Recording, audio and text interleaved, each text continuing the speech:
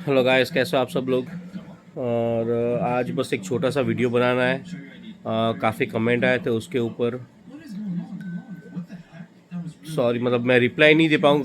काफ़ी लोगों को रिप्लाई दिया है, काफ़ी को रिप्लाई नहीं दे पाता हूँ क्योंकि सुबह तो मैं कम्प्लीटली काम पे होता हूँ। मतलब सुबह सुबह जल्दी 5 बजे उठ जाता हूँ, कभी 6 बजे, 5 बजे, 4 बजे को एयरपोर्ट की राय रहती है तो 4 बजे उठ जाता हूँ, तो डिपेंड करता है। तो बाद में क्या है कि 12-1 बजे तक कंटिन्यू काम करता हूँ, घर पे आके बाद में सो ही जाता हूँ। अभी बस सो गया था, अभी जस्ट उठा हूँ। यहाँ पे 4-5 बजे, आई थिंक कितना बजे, हाँ 6 बजने वाला है, 6 बजने वाला है शाम के। ये देखो भाई साहब, रुना रुना रुना, उसके टॉय के साथ खेलता ही रहता है। बहुत छोटा सा लेके आया था अभी, देखो 2 महीने के अंदर कितना बड़ा हो गया। रुना रुना रुना रुना।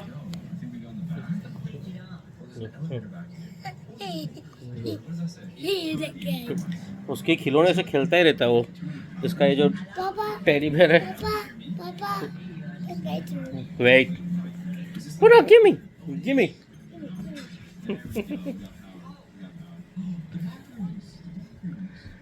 रुना,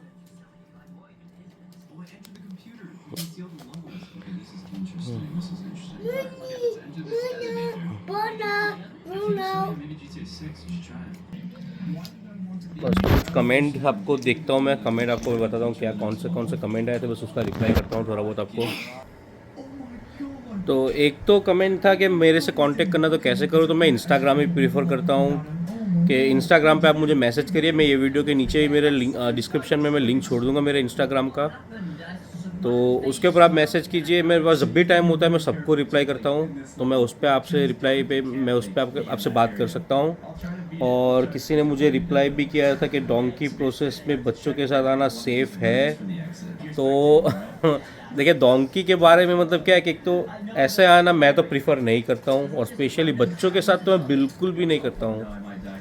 आप यूट्यूब पे जाके पूरा आप बस सर्च करिए डोंकी प्रोसेस, मतलब काफ़ी वीडियो है। जो लोग आते हैं उन लोगों ने पूरा वीडियो मतलब बना के रखा हुआ है कंप्लीट। उनका जो ट्रैवलिंग होता है उस पर वो लोग खुद रो रहे हैं कि भाई ये गलती कभी मत करना, मत आना।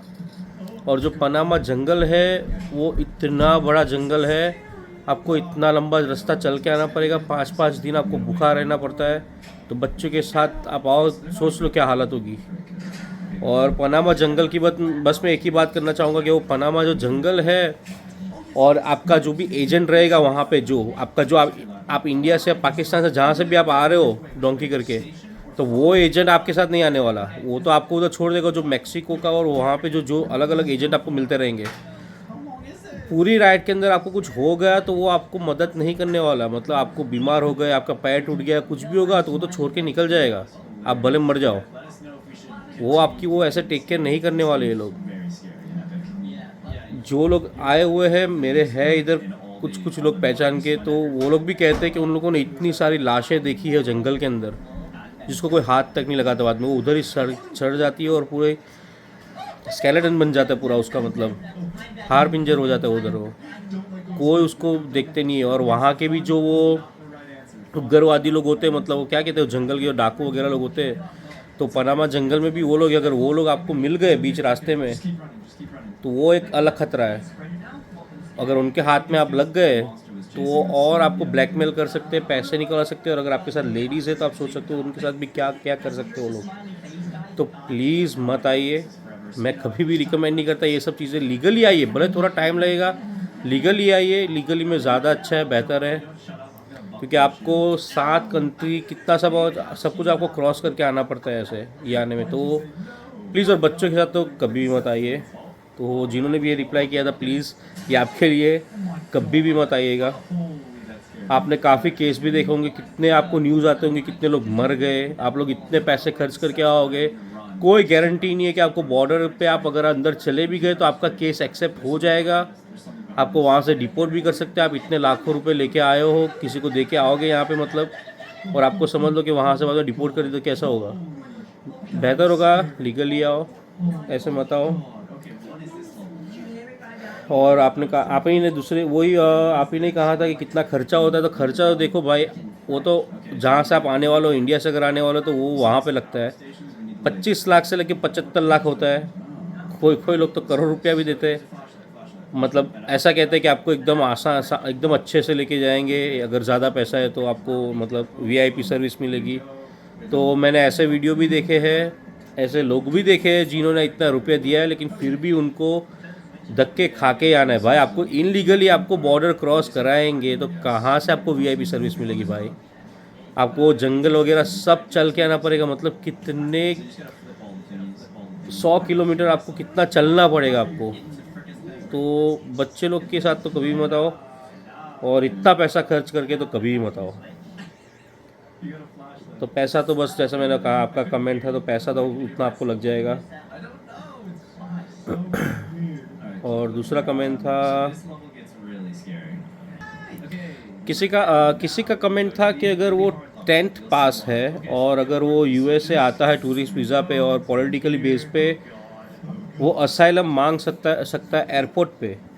तो एयरपोर्ट पे कभी मत मांगो। पहली बात तो ये है, अगर आप यूएसए के एयरपोर्ट की बात करते हो तो कभी मत मांगो, क्योंकि यूएसए आने के लिए आपको 2 इमिग्रेशन लगते हैं। मतलब आपको अगर वीज़ा मिल जाता है तो ये मत सोचिए कि आपका काम हो गया, आपको वीज़ा मिल गया और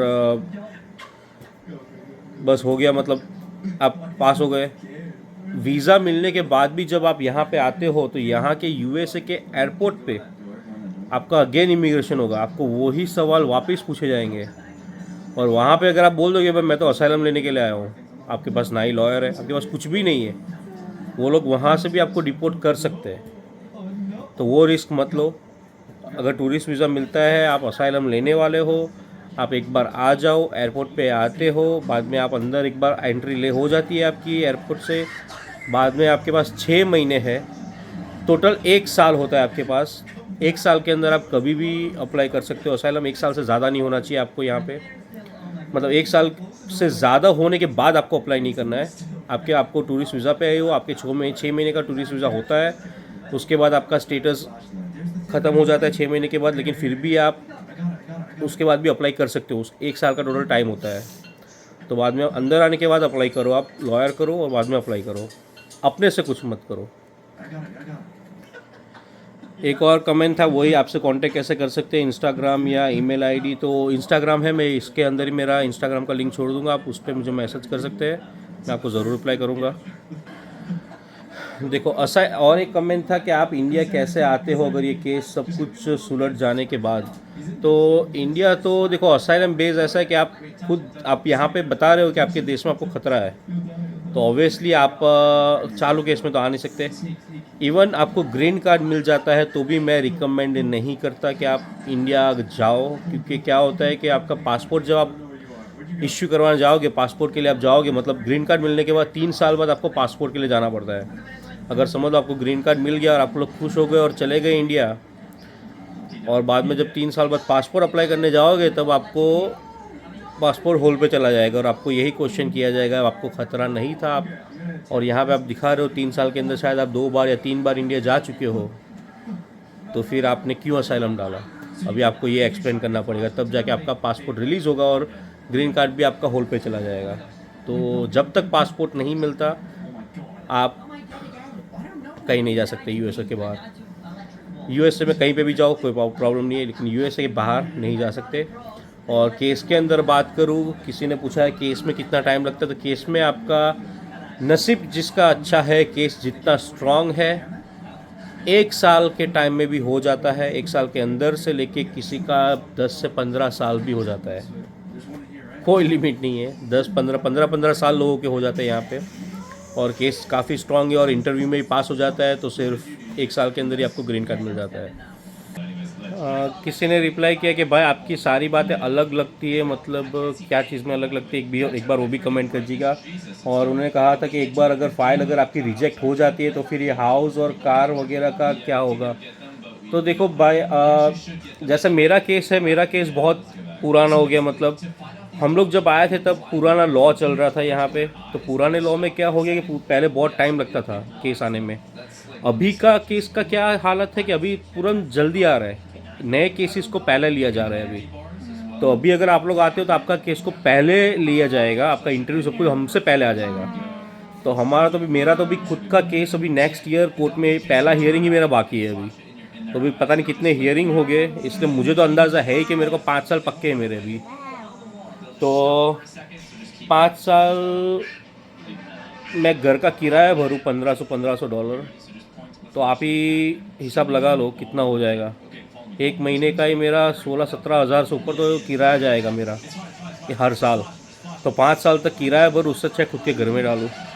अगर रिजेक्ट भी करते, अगर बाई चांस चलो ये लोग रिजेक्ट कर देते मेरा, तो ऐसा तो है नहीं कि ये लोग बोलेंगे कल के कल निकलो। वो लोग आपसे भी टाइम मांगेंगे। आप कह सकते हो कि मेरा ये सिचुएशन है, मैं जाने के लिए तैयार हूँ, तो मेरा ये सिचुएशन है, घर है मेरा, ये सब मैं सॉर्ट आउट करूँ, बाद में निकल जाऊँगा। तो कोई जल्दी नहीं है, वो लोग आपको टाइम देते, सब कुछ देते हैं। तो ये आपके लिए था। और एक कमेंट था कि आपने असाइलम के लिए कैसे डाला। आप ना ही कोई सेलिब्रिटी हो, ना ही कोई पॉलिटिकल हो या कोई पॉलिटिकल बैकग्राउंड से हो। तो असाइलम सिर्फ सेलिब्रिटी या पॉलिटिशियंस के लिए नहीं है। असाइलम हर किसी वो बंदे के लिए है जो रिलीजियंस की चीज़ों से मतलब परेशान है। कि फॉर एग्ज़ाम्पल आप कोई ऐसे देश में हो, जैसे शायद पाकिस्तान में आप हो, और पाकिस्तान में अगर कोई हिंदू रह रहा है और उसको परेशान किया जा रहा है, या कोई और कौम रह रही है, कोई और मज़हब से कोई रह रहा है, कोई भी मतलब हो, तो अगर उनको प्रॉब्लम हो रही है वो कंट्री के अंदर, तो उसके लिए भी असाइलम है। और अगर आप इंडिया में हो और आप कोई अलग कौम से हो, मतलब सिख हो, मुस्लिम हो, कोई भी कौम हो आप, और आपको कोई परेशानी हो रही है, तो उसके लिए भी यहाँ पे आप असाइलम डाल सकते हो। वो रिलीजियस मैटर पे हो गया पूरा। और दूसरा, पॉलिटिशियन मतलब ऐसा नहीं कि पॉलिटिकल होने चाहिए। अगर कोई पॉलिटिशियंस आपको परेशान कर रहे हैं, मतलब आपकी कोई लड़ाई पॉलिटिशियन लोगों से ही है, गवर्नमेंट से आपकी लड़ाई है, और आप एक आम बंदे हो, तो आप कहाँ जाओगे। मतलब किसी आदमी को अगर उसके देश के अंदर प्रॉब्लम होता है तो जाती का है पुलिस के पास। पुलिस से ही अगर आपको खतरा है, या आपकी गवर्नमेंट से आपको खतरा है, तो आप कहाँ जाओगे। तो ये हर एक किसी के लिए जिसको ये प्रॉब्लम होता है। तो ये ऐसा नहीं है कि सिर्फ सेलिब्रिटी होना पड़ेगा आपको असाइलम डालने के लिए, आप कोई भी हो सकते हो। और किसी ने क्या है कि how to apply asylum after going to USA with US visa process. तो देखो, मैं कभी एक पूरा वीडियो उसके ऊपर बनाऊंगा ज़रूर। मैंने आगे भी थोड़े बहुत वीडियो तो बनाए थे, इसमें बताया था। मतलब बहुत ही सिंपल, ऐसा कुछ करना नहीं है आपको। आप एक बार टूरिस्ट वीज़ा पे यहाँ पे आते हो, आपके पास जैसे मैंने कहा है कि 6 महीने 1 साल होता है, तो उसके अंदर आप फाइल कर सकते हो। बस सबसे पहले लॉयर करो। आपकी लॉयर आपके साथ बैठेगा, आपका पूरा सिचुएशन सुनेगा, वो आपको क्या प्रॉब्लम है, क्या सब है, वो पूरी फाइल आपकी रेडी करेगा। बाद में वही सब कुछ अप्लाई करेगा, सब कुछ वही करेगा। आपको बस बाद में उसको फॉलो अप करना है, उसके साथ आपको रहना है। वही आपको समझाएगा, इंटरव्यू में कैसे बात करनी है, आपको सब कुछ वही आपको करेगा। तो लॉयर ज़रूरी है। काफ़ी कमेंट में मुझे लॉयर के बारे में पूछा गया था कि नहीं करे, तो ज़रूर करो, लॉयर चाहिए, लॉयर के बगैर मत जाना। और लॉयर अगर आपको ढूंढना है, तो आप जो भी स्टेट में यूएसए के अंदर आते हो, तो वहाँ पे बस सर्च कीजिएगा बेस्ट लॉयर फॉर असाइलम, और रिव्यू देख के आप जाइएगा। यहाँ पे रिव्यू बहुत मैटर करता है यूएसए के अंदर, तो उसके रिव्यूज़ देखिएगा। अगर उसके रिव्यूज़ अच्छे हैं, 4.5 स्टार, 4 से ऊपर रिव्यू है, तो फिर वो लॉयर अच्छा है। जाइए, आपके बात करिए, तो हो जाएगा। लॉयर के बगैर मत कीजिएगा बस। किसी ने कहा था कि अगर आते हो यहाँ पे विजिटर वीज़ा पे और बाद में असाइलम डालते हो, तो फिर जॉब वगैरह का क्या है। तो देखो भाई, थोड़े बहुत तो आपको बैलेंस लेके आना पड़ेगा। या तो फिर जॉब तो आप समझ सकते हो कि कैसे मिलती है यहाँ पे, वो सब तरीके से भी आपको काम मिल ही जाता है यहाँ पे। मतलब समझ लिया ना वो सब तरीका क्या है। तो अपने वाले लोगों के पास जाओ, वो लोग आपको काम पे रख लेते हैं। और अगर कोई सिचुएशन ऐसा हुआ कि आपने असाइलम डाला और आपका वर्क परमिट नहीं हुआ है, मतलब इमिग्रेशन की तरफ से कुछ अटक गया है काम, तो मैंने एक पूरा वीडियो बनाया था पीछे। आप मेरे पीछे वाले वीडियो में जाके देख सकते हो। एक ITIN नंबर करके मैंने, एक टैक्स रजिस्ट्रेशन नंबर होता है यहाँ पे, ITIN नंबर। अगर कोई कारण से आपको वर्क परमिट नहीं मिल रहा है, अटक गया आपका काम, तो आप वो नंबर अप्लाई करके गवर्नमेंट को टैक्स पे कर सकते हो, और यहाँ पे खुद का काम आप कर सकते हो। तो वो वीडियो पूरा आप देखिएगा, तो उससे आपको वो पता चल जाएगा कि कैसे आप काम कर सकते हो यहाँ पे। और सपोर्ट की आपने बात की थी कि वहाँ पे कोई सपोर्ट नहीं है, तो देखो हमारा भी कोई सपोर्ट तो है नहीं। हम लोग भी आए थे, मतलब काफ़ी लोग यहाँ पे आए थे, सपोर्ट तो ऐसा होता नहीं है। कई लोगों के रिश्तेदार होते हैं, लेकिन इसमें तो रिश्तेदार भी घबराते हैं कि उनको लगता है कि इनलीगल है, ये बंदे को निकालो यहाँ से, कहाँ रखेंगे अपने यहाँ। तो पहले आप आइए, और Airbnb करके आपको यहाँ पे भाड़े से आपको अपार्टमेंट वगैरह मिल जाएगा स्टार्टिंग में, तो उस पर आपको रहना पड़ता है। तो अकेले तो आपको करना पड़ेगा। यहाँ पे ऐसा कुछ है तो नहीं, मतलब बहुत इजी है, कुछ है नहीं रहना। वो आप एक बार बाहर निकलोगे तो आपको अपने आप ही हिम्मत आ जाएगी। बाकी तो एक बार बस आपका ये फाइल वगैरह हो गया, बाद में तो आप बाहर से घर ले लो, सब कुछ ले लो स्टार्टिंग में। लेकिन अगर आप ऐसा आता है, आपका कोई रिलेटिव नहीं है, कुछ भी नहीं है, तो फिर आपको थोड़े बहुत पैसे चाहिए होंगे। तो कम से कम मैं कहूँ, अगर आपका कुछ हेल्प नहीं है, यहाँ पे कोई रिलेटिव ही नहीं है आपका, तो कम से कम स्टार्टिंग में आप समझ के चलिए कि 5-6 हज़ार तो लेके ही आना डॉलर। क्योंकि यहाँ पे घर का भाड़ा वगैरह सब इतना कम नहीं होता है। महीने का भाड़ा आपका हज़ार डॉलर के ऊपर होता है। तो आपको स्टार्टिंग में जो सेटअप करने के लिए थोड़ा बहुत आपको पैसा चाहिए होगा, तो इतना तो लगेगा। मैं इतना लेके आया था, तो इतना समझ के चलना, इतना लेके आना। बाद में स्टडी वीज़ा के ऊपर किसी ने पूछा कि स्टडी वीज़ा के ऊपर बाद में असाइलम डालना हो, तो असाइलम आप डाल सकते हो। यूएसए के अंदर आप जितना भी स्टेटस चेंज करना चाहो आप कर सकते हो। मतलब आप टूरिस्ट वीज़ा से स्टूडेंट बन गए, स्टूडेंट से बाद में आप असाइलम बन गए, बस रीज़न होना चाहिए। मतलब आप ऐसा नहीं कि वो आपको पूछेंगे, आपके पास जवाब होना चाहिए। आप लॉयर के पास भी जाओगे, आपका केस डालने के लॉयर भी पूछेंगे, भाई आप स्टूडेंट पे आए थे, बाद में आपने असाइलम डाला, तो पहले असाइलम क्यों नहीं डाला यहाँ पे आके, मतलब क्या हुआ, वो सब आपको केस होना चाहिए, लेकिन आपके पास आइडिया होना चाहिए। लेकिन डालना है तो आप डाल सकते हो, स्टूडेंट से भी आप असाइलम डाल सकते हो। और किसी का कमेंट था कि can parent gate visa immediately after getting their child student visa approved पे शायद आप तुरंत, मुझे आइडिया नहीं है उसके बारे में, लेकिन मुझे ये इतना आइडिया है कि अगर एक बार आप यूएसए के अंदर आ जाते हो तो आप आपके पेरेंट्स को आप स्पॉन्सर कर सकते हो। स्टूडेंट आपके अपने पेरेंट्स को स्पॉन्सर कर सकता है। मतलब आपका ग्रेजुएशन डे आ रहा है या कुछ भी आपका ऐसा मतलब कुछ आ रहा है सेलिब्रेशन, कुछ भी आपका एजुकेशन के बेसिस पे, तो आप वो एक्सप्लेन करके, मतलब उसके ऊपर आप आपके पेरेंट्स को बुला सकते हो, ये मुझे पता है। या तो फिर आप वहाँ पे अगर आपके पेरेंट्स के लिए आप अगर डालना चाहते हो, शायद ऐसे डाल सकते हो कि आपको वहाँ पे सेटल होने के लिए आपका पेरेंट्स को लेके जाना है करके। लेकिन फिर भी वो मुझे ठीक नहीं लगा। लेकिन एक बार आप आ जाते हो यहाँ पे, बाद में आपका जैसे पहला ग्रेजुएशन या कुछ भी आता है, तो उसके लिए आप आपके पेरेंट्स को स्पॉन्सर कर सकते हो उनके वीज़ा के लिए। और किसी का एक कमेंट था, सॉरी ये वीडियो बहुत लंबा होता जा रहा है, लेकिन देखिएगा यार शांति से, पता नहीं आधा आधा करके देख लीजिएगा, लंबा होता है तो प्रॉब्लम नहीं है। किसी ने कहा था how are you staying in USA and how are you working as well. आपने कौन सा वीडियो पे कमेंट किया है? मेरे असाइलम स्टोरी पे। तो भाई मैंने पूरे वीडियो में मेरा बोला तो है पूरा, मेरे को वर्क परमिट भी मिल गया, मेरे पास सब कुछ है यहाँ पे। और ये हमारा जो वर्क परमिट होता है, जो असाइलम या यू वीज़ा पे जो केस करते हैं, तो उनका जो वर्क परमिट होता है वो H1 वालों के जैसा नहीं होता है। H1 वालों का वर्क परमिट सिर्फ वो कंपनी के लिए ही होता है जहाँ पे वो काम कर रहे हैं। हमारा वर्क परमिट होता है वो सीधा एज अ ग्रीन कार्ड वालों जैसा ही होता है। मतलब हम लोग बिज़नेस से लेके सब कुछ कर सकते हैं यहाँ पे। मेरे को लोन मिल सकता है, मैंने एक घर भी लिया, मेरा एक खुद का घर है, लोन भी मिला मेरे को घर का, मेरी गाड़ी है वो भी लोन उसकी मेरे को मिल जाती है। एज अ सिटीज़न जैसा ही हमारा होता है, बस हम लोग बाहर नहीं जा सकते और वोटिंग नहीं कर सकते। तो बस यही आपका कमेंट था। मतलब मुझे समझ में नहीं, आपने पूरी स्टोरी तो मैंने बोली थी वो वीडियो के अंदर, पता नहीं आपने क्यों ये पूछा। मेरे पास वर्क परमिट सब कुछ है, इसलिए मैं यहाँ पे काम भी करता हूँ और यहाँ पे रह भी सकता हूँ। और किसी ने बॉन्ड के बारे में क्वेश्चन किया था कि आपने एक वीडियो में बॉन्ड की बात की थी, हमारा बॉन्ड आता है 2 से 10 हज़ार का, ये बॉन्ड क्या चीज़ है? मतलब बॉन्ड वो लोग के लिए है जो बॉर्डर कूद के आते हैं, जो डोंकी करके आते हैं, उनके लिए बॉन्ड होता है। एक तरीके से अपने इंडिया में जो ज़मानत बोलते हैं हम लोग, कोई जेल में आता है कैसे ज़मानत देते हैं, तो वो बॉन्ड हो गई है।